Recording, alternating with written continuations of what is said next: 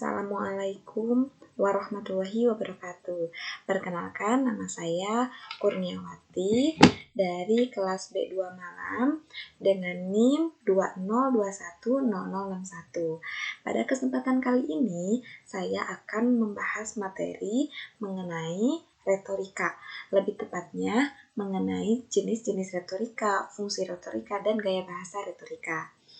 Nah, retorika sendiri adalah ilmu berbicara.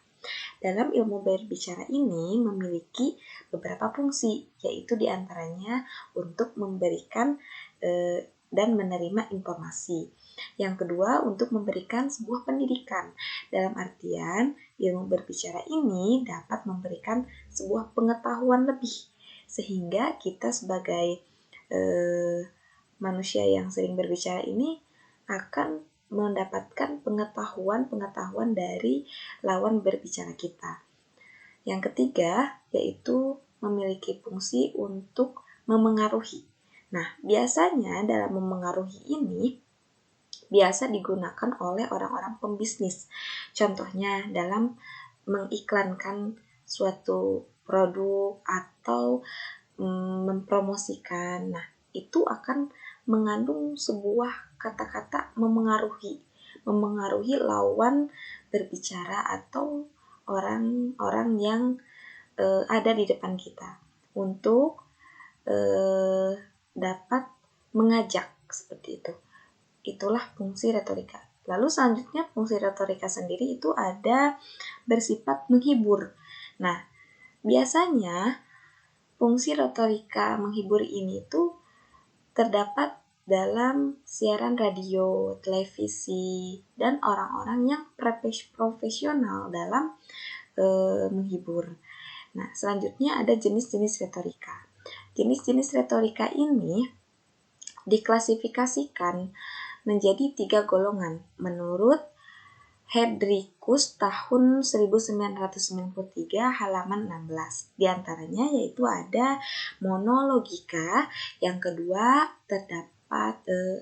itu ada dialogika, dan yang ketiga itu ada pembinaan teknik berbicara. Nah, monologika ini adalah ilmu tentang seni berbicara yang dilakukan secara monolog, di mana hanya ada satu orang saja gitu, di mana ada seseorang saja yang berbicara. Bentuk-bentuk monologika ini diantaranya itu berpidato seperti itu, berpidato, berceramah, sambutan. Nah, itu termasuk ke dalam monologika. Yang kedua, jenis retorika itu ada dialogika. Dialogika ini adalah ilmu berbicara, ilmu tentang seni berbicara yang dilakukan secara dialog. Dalam artian berbicara dengan 2 orang atau lebih. Nah, biasanya dialogika ini itu seperti diskusi, tanya jawab, atau debat. Nah, seperti itu. Jadi teknik berbicara merupakan syarat bagi retorika. Untuk itu, pembinaan teknik berbicara merupakan bagian yang penting dalam retorika sendiri. Nah, yang ketiga itu ada gaya bahasa dalam retorika.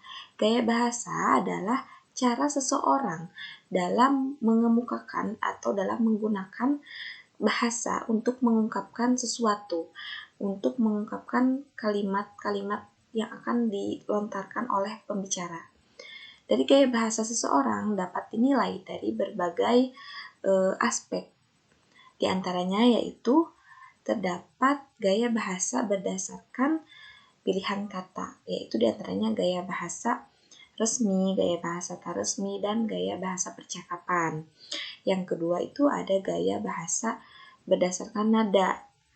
Dan ketiga juga ada gaya bahasa berdasarkan suara, berdasarkan struktur kalimat, dan berdasarkan gaya gerak tubuh. Nah, gaya bahasa retorika berdasarkan gerak tubuh ini itu ada sikap badan, ada juga penampilan dan pakaian, ada juga terdapat mimik muka atau gerak gerak tangan, serta pandangan mata. Nah, dalam gaya bahasa ini, gerak mata atau mimik wajah, penampilan itu sangat mempengaruhi dalam berbicara.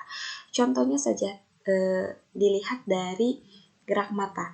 Dalam berbicara, gerak mata ini akan menunjukkan apa yang dibicarakan, apa yang disampaikan oleh penutur, sehingga gerak mata ini sangat mempengaruhi dalam cara seseorang dalam berbicara. Mungkin cukup sekian pemaparan materi mengenai jenis-jenis, fungsi, dan gaya bahasa retorika dari saya. Kurang lebihnya mohon maaf bila ada kesalahan. Wabillahi taufiq wal hidayah. Wassalamualaikum warahmatullahi wabarakatuh.